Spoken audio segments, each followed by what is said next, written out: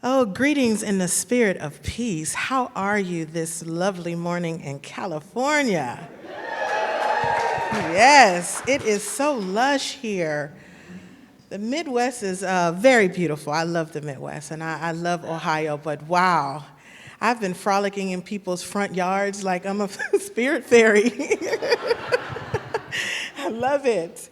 So yes, my name is Sophia Buggs, and I'm the owner and operator of Ladybug's Farm, located on the south side of Youngstown, Ohio.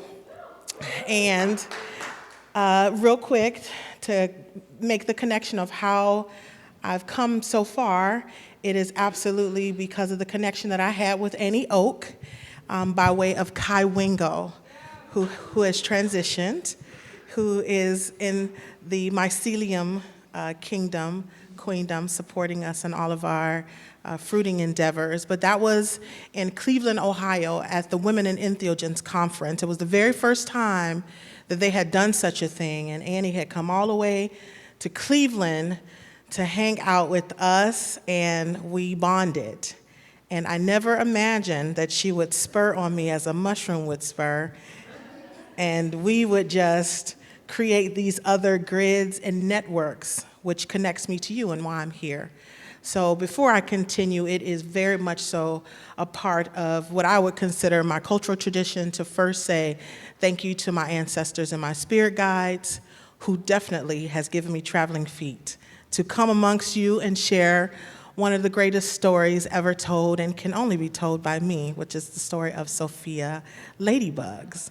And so my connection to what I'm calling urban agriculture absolutely is tied to the beginning stages of when I fell in love with nature as a child.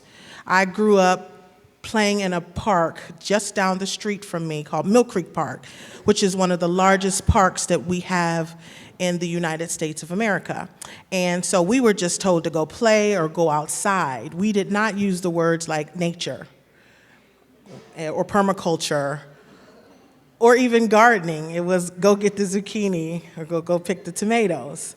So we just didn't have context or language the way we share it in the world of consciousness and this movement around plants. And so for my entire life or my journey, plants or nature absolutely was the pivotal point for me moving forward or doing something magnanimous, all the way through college, all the way to coming back home. So in Youngstown, Ohio, just a little bit, it's what's considered an old Rust Belt city. It's a credible shrinking city. There was lots of crime, and at this point, there was lots of blight.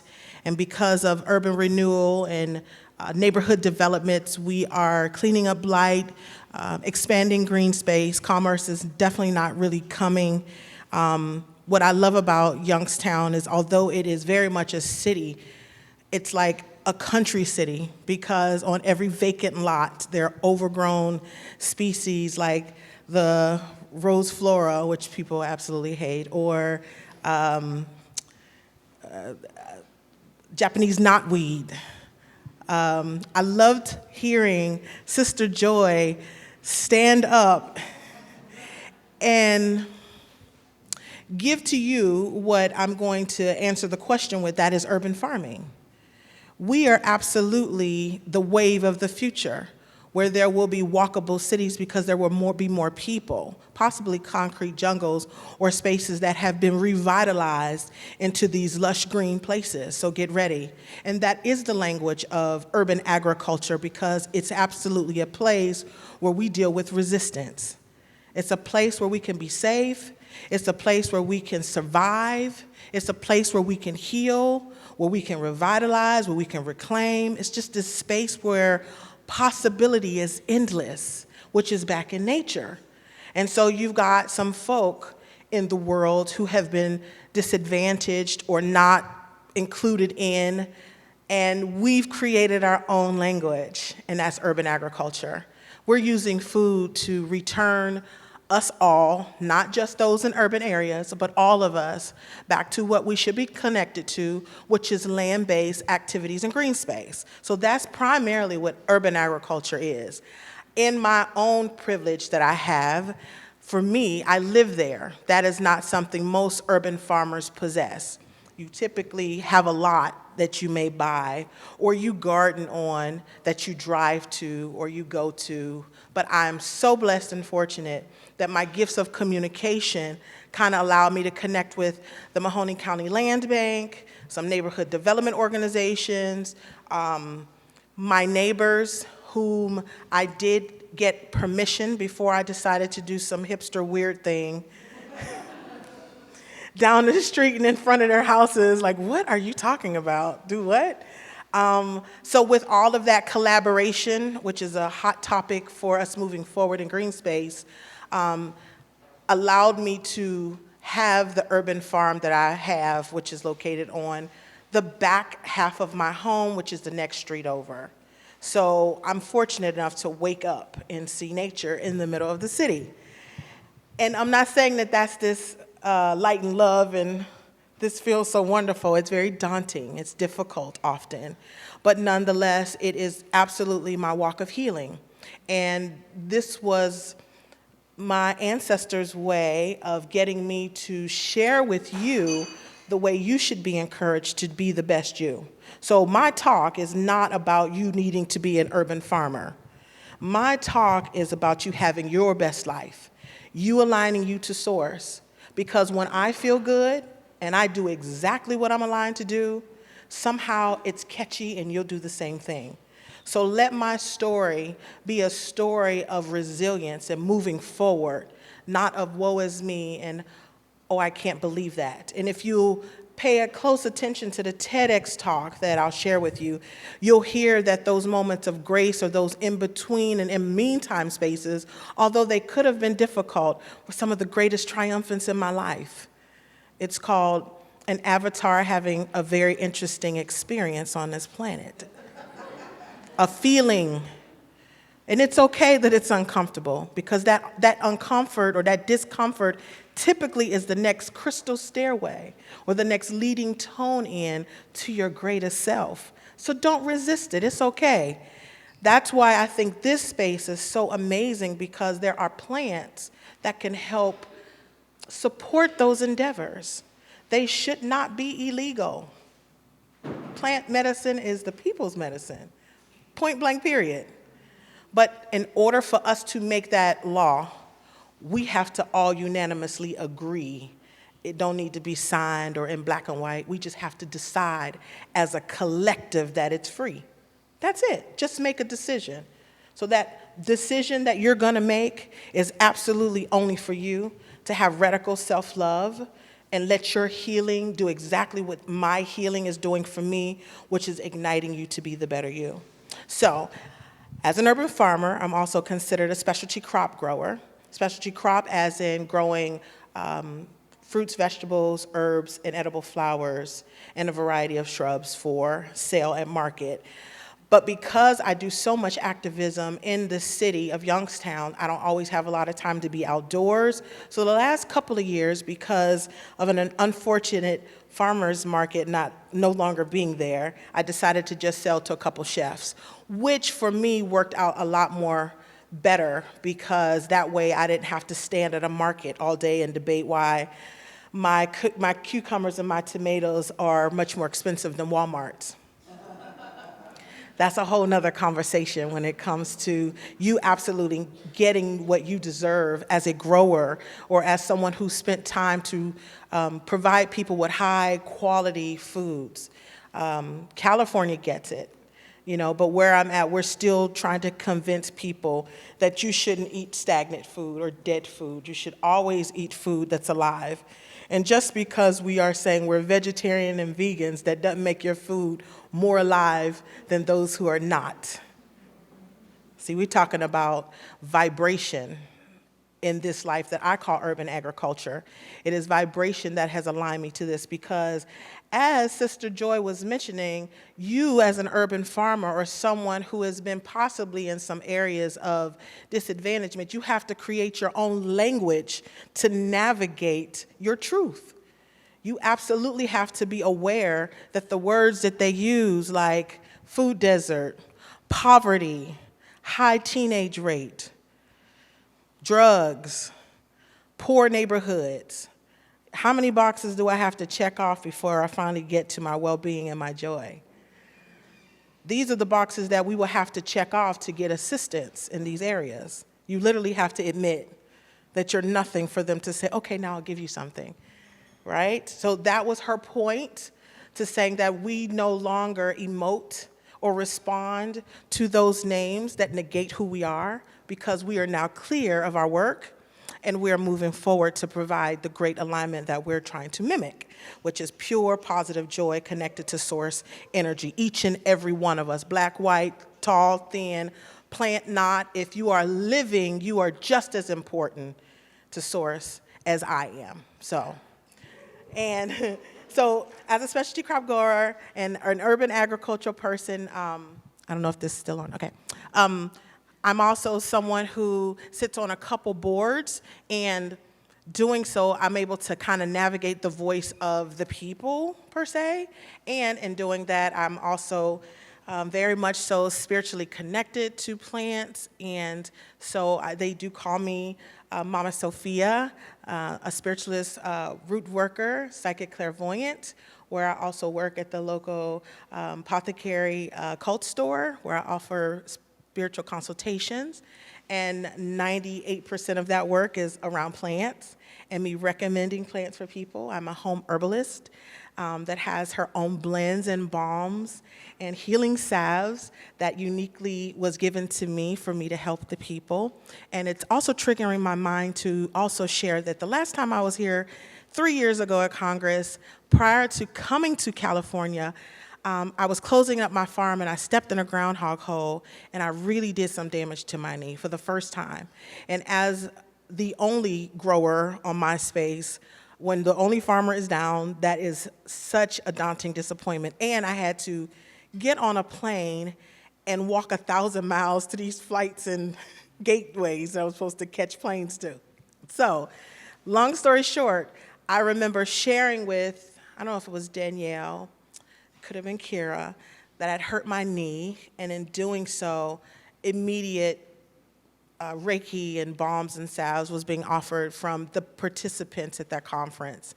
And other magical things was gifted to me for my knee.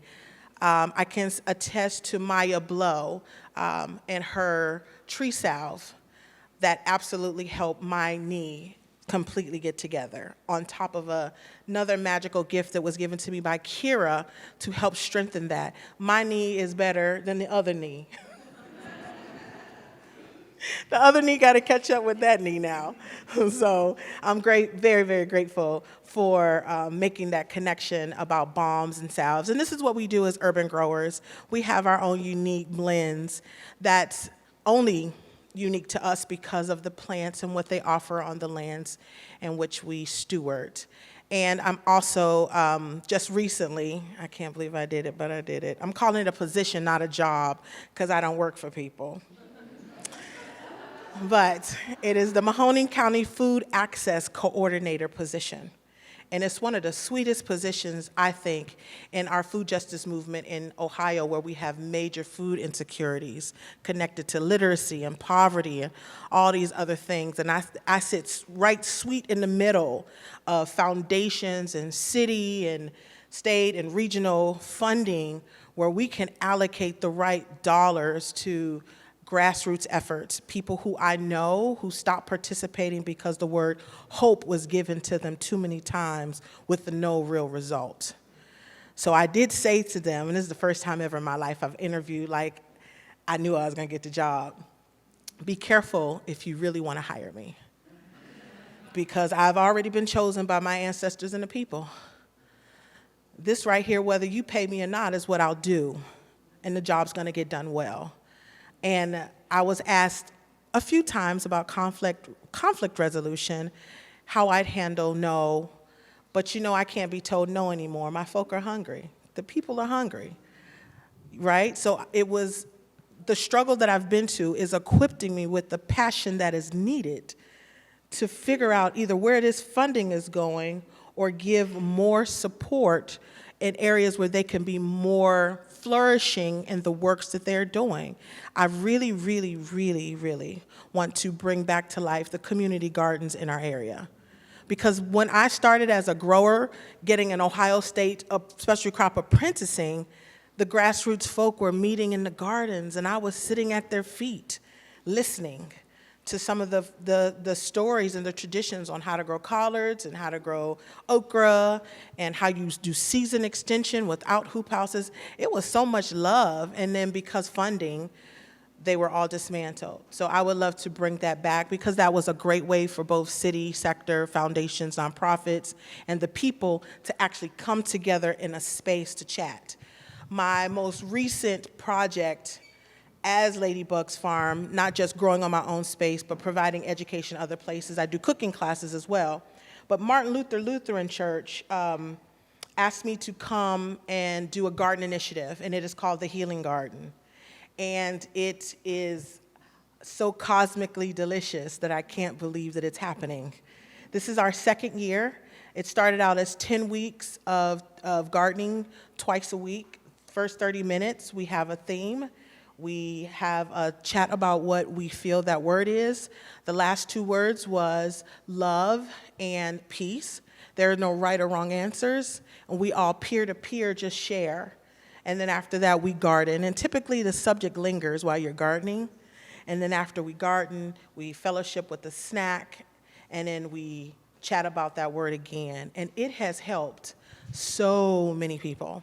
I thought initially it was going to help more so battered women, but I realized so many people in Youngstown have been traumatized that, you know what, this garden is for everybody. And so it's a unique experience. You do not have to do the full 10 weeks. Come as you like, come when you will, but it is very, very well received for the fact that it's collaboration, myself, the faith-based community, and the community at large. And now we've extended that to 3 more classes with a little bit more funding. So it's working.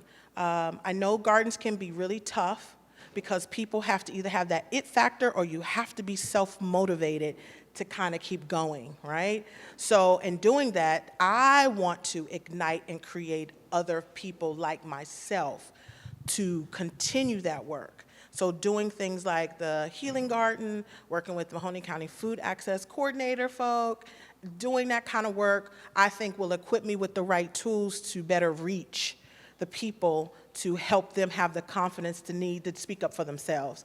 And this is a place we could intersection social services for people right there in the gardens. I mean, I heard gardens so many times here, and I was just so excited because gardening is more than just growing plants, people. Nature has already figured it out. I tell people, just get to the garden so you can listen. Just show up how you are. Whatever you got, just go to the garden and just wait and listen. You know, you show up and the grandmothers are already waiting for you kind of thing, you know? And it's a very magical thing that happens. And I do know for the healers in the world, and this in the audience, and the growers who are overstressed doing the work, we sometimes have our own barriers where we're growing medicine, but we're not processing it for ourselves. Don't forget the story and the journey. It's about you. I can only be well if you are well. That's that radical self-love. Knowing when to say no and absolutely taking your own medicine. The plants that grow in your front yard, side yard, pots, next door, your grandma's house, the lady you love, the man you just left, those plants were all there saying, I'm for you. This is your medicine. When you ask permission to take those medicines in, they help give you the tools needed to get through all the bullshit you got to navigate in the world. That is real. And if you're ready to really be open and take this conference serious and to frolic with nature, I encourage you to do it. Eat 1 leaf a day. That's all. Just 1 little wild leaf a day. And watch you change. I promise. That's something to look forward to. So I want to share with you that I just recently also did a TEDx talk, and that was in November of 2018. I'll get a chance to talk with you individually how I got to that point, but I absolutely wasn't ready to stand in my power, and I was absolutely afraid, and I didn't want to do it, but somehow I leaped and I did it. I'm the owner and operator of Buggs Farm, located on the south side of Youngstown, Ohio, a very small urban homestead where I live very wonderfully with my daughter, Passion. But before I move forward and share something beautiful, I would like to pay homage to those who've come before me, those whose shoulders I am standing on. And so I'd like to have a little libation moment here with this amazing plant. So in doing so, I'm going to call upon ancestors who I feel have supported me the most. And you too are welcome to join in silence if you like. This is a way of saying thank you. I'd first like to say thank you to Hattie Adams, Hattie Ruth, Helen Wickfall, Mary McLeod Bethune, Fannie Lou Hammer, and a very dear and special urban farmer who I love very dearly, Kai Wingo, IE. Give thanks. Thank you. So, I'd like to share something with you about what I consider the spiraling movement, or ancestral wisdom, grace, plant medicine. Ancestral wisdom, plant medicine, and grace all saved me. Ancestral wisdom, as in those who've come before me, as in those whose shoulders I'm standing upon. The lands that I farm were once governed and lived there by people who highly love their community, and I'm fortunate enough to be there. So when I say ancestors, I mean the memories, the mystery, the quiet moments, the stories, the relics that I hold very near and dear to me as I've been moving forward. And when I give a little talk about grace, grace has everything to do with the in-between and in the meantime spaces. The that of girls, the get back up, times is a little troubling. But I must share too that the Lutheran consider, and not that I'm Lutheran, that there is doctrine prior to experiencing grace. There is an understanding on knowing. I'm gonna say that my understanding and knowing is definitely who I am and where I've come from, hence ancestral wisdom. And then we're gonna move forward into something I call plant medicine. Plant medicine as in these living, biospheric, amazing beings have always been present in my life, in your life. But somehow, in my metamorphosis, I've discovered that they've always been there supporting me. Therefore, I consider it to be medicine that these plants are offering.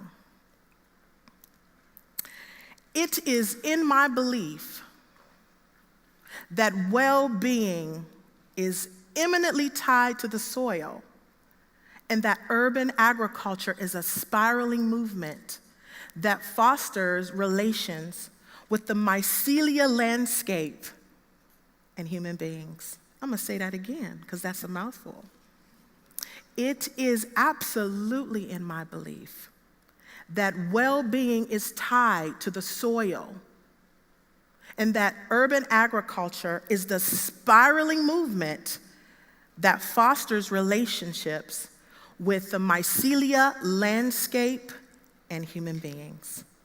Ancestral wisdom, grace, and plant medicine saved me. So I'll take you on a little journey. It wasn't until my grandmother transitioned that it kind of became very apparent to me that plants were something that kind of always been a part of me. Hence why I say that I am a fourth generational grower. I come from a people who had backyard cooking, gardens, fishing, playing in a park, outdoor experiences, drinking from the water hose. And these are all outdoor experiences that may have never necessarily been called nature or plant medicine. However, they're a very important part of who I am and what I possess. My grandmother, after transitioning, sent me a message that no matter what, make sure that you stay connected to nature. She and I had this very special thing. We often would talk about the birds. She would often treat the Weather Channel as if it was a sitcom. And we'd kind of just discuss the difference between northeastern Ohio's weather as opposed to Florida's weather, where I was residing at the time. And so it was my grandmother, who is that ancestor, who's always reminded me to stay true to who I am, stay true to my roots, and do the thing that you know the most. And making those connections while matriculating through college, it had definitely dawned on me that myself and peers, we weren't having that conversation about food, where it came from, and how it mattered to each and every one of us. Somehow, food was just not the topic. Not just food, but the things that we make stuff from, or our plants, dried ornamentals, bouquets of flowers. Wasn't really a conversation around farming or food. It kind of just was there. So I started asking questions.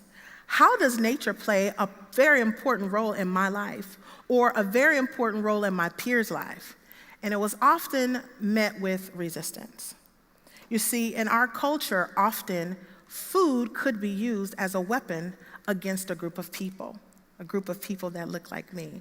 And so you find certain folk not having that conversation about how food can be medicine, or how food can be healing, how food can be nourished. But we do hear conversations around food insecurity and how there are communities who are without high-quality foods or nourishing foods. It was after my grandmother transitioned and I lost 2 of my amazing jobs that sent me back to Youngstown, sent me back home from Florida. And there I decided I wanted to rekindle my grandmother's garden and her zucchini bread, something that was very, very famous amongst people in the community as well, the family. So I want to say that this was my blooming time, just like this amazing mullein flower you see here. This was my time that I started blooming and coming into the notion that there was something about me that wasn't necessarily well. Depression, not making enough money or making ends meet for my own legacy. Something that many of us face every day.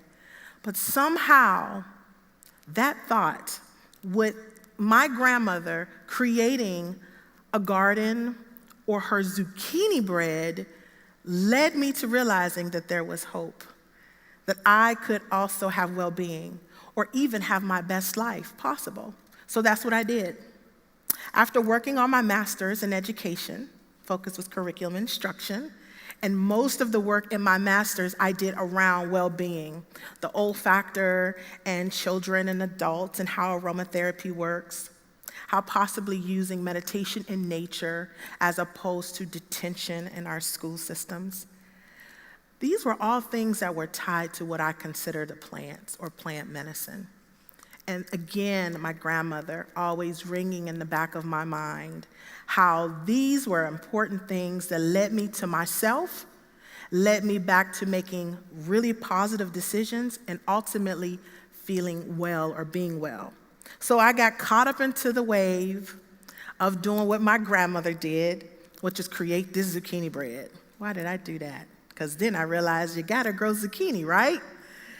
So there I did, in my backyard, 13 kiddie pools, growing zucchini and herbs and tomatoes and cucumbers. And I found that in growing all of those plants, those diversified, beautiful plants, I found clarity. My knees were feeling better. I all of a sudden found a sense of confidence and even got my beauty back. Something about nature was doing it. And one thing for sure is nature made me feel amazing So amazing that I was able to take hold of my own lifestyle, my own decisions, and decide, I can read and write and add and subtract. Maybe I should be doing this work for myself. And that's when I decided to look over the fence and say, maybe I need more kiddie pools. No. I decided to look over the fence, make a connection with the land bank, and move forward with growing. And this is where I was able to partner with wonderful organizations that gave me an opportunity to learn how to be a better grower in Northeast Ohio. I took that education, coupled with my master's, coupled with my undergrad in criminal justice, and used those experiences to help and heal my own community. So not only was I helping and healing my own community with my own education, it was appearing to me that this was more than just my past education experiences. This was also the calling upon, the honoring of, the thanking, the being mindful, and being aligned with who I was, ancestral wisdom. And the grace, again, was the in-between and the meantime spaces where, do I want a second career? Is this exactly what I want to do? Am I really good at this? Absolutely. As my grandmother said, anything you put your mind to, you can do and you can accomplish. Because I considered myself not looking like most people think, a farmer. And when I introduce myself to this day, as my title is Farmer or Urban Farming, people often forget because I don't look like the traditional farmer. But I'll promise you this much. I look like many of the food workers that are out there, many of the farmers globally and locally, many of the food educators, many of the people in restaurants, in the fields. I am the face of food. I look like many of the folk on the front line working tirelessly to make sure that we have high quality, sustainable food. So I do look like a farmer, and I am a farmer, as my grandmother would say. So taking in ancestral wisdom, using the in-between and the meantime spaces, I figured there's something magical about this thing. It's my threes, which is my lucky number, which I consider very magical. My first threes was losing my grandmother, losing two amazing jobs, one teaching at a really beautiful school, public speaking, and the other was lactation consultant. And when I lost those jobs, I thought I had lost my own identity and myself. But I took that work, put it into a newer experience, and the newer experience absolutely had to be realizing there's grace. There was prior knowledge and the knowing that I am exactly where am I supposed to be. That led me to the last part of it, plant medicine. I was fortunate enough to take a couple of classes on plant medicine and how these amazing living organisms impact each and every one of us in a way more than what you think, not just for eye beauty, but internal beauty, for wellness, for clarity, for headaches, for joint pains. These amazing living beings, I got to know on a whole nother level, hence why I call them plant medicine. So, with those threes, my question is, because what I'm saying, well-being is afoot for you too. How do you get well-being? How will you find it in your life? What are your threes? Will you be growing in kiddie pools? Will you be supporting small, sustainable farming? Will you have houseplants? Will you grow microgreens? This is a way that you too can participate in what I consider the threes, or aligning you to your greater purpose, because it is absolutely important for each and every one of us to experience well-being, not just for yourself, but for your loved ones and your community at large. So this is something I'm definitely recommending, those amazing threes. In also recommending those amazing threes, I want to emphasize again that I believe that well-being is eminently tied to the soil, and that urban agriculture is the spiraling movement that fosters relationships with the mycelia landscape and human beings. I know you heard yourself in that thesis. I know you felt yourself in that description. We are all in that description. We all participate in agriculture or nature in some shape, form, or fashion. But what I'm challenging you to do is create more of it. Participate in more of it. Welcome more of it so that we can have the best planetary experience that we have all had and will continue to have. Supporting small agriculture, supporting anything that is considered eco-friendly. You know the line, you know the song, you know how to be green. We're in a space where green space is paramount, and you are the active participant. So if I say I'm the face of food, because I know you're doing the same things I do, you too are considered the face of food. I would also like to leave you with a small chant that Buffy St. Marie shared with us some time ago. It's just my little version of something I'd like for you to consider. And it's about how we are all coming together as a collective and how it's majorly important that each and every one, just like the soil in all of its diversity, come together to create a very healing, loving space for us all. It's called We're Climbing. We are climbing, climbing together, onward, inward, creature to creation. Holy mystery, this is sacred.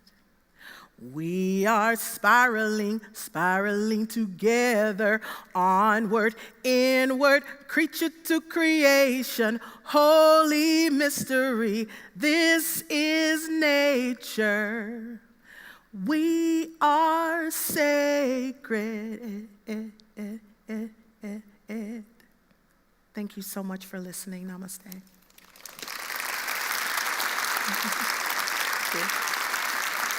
Thank you.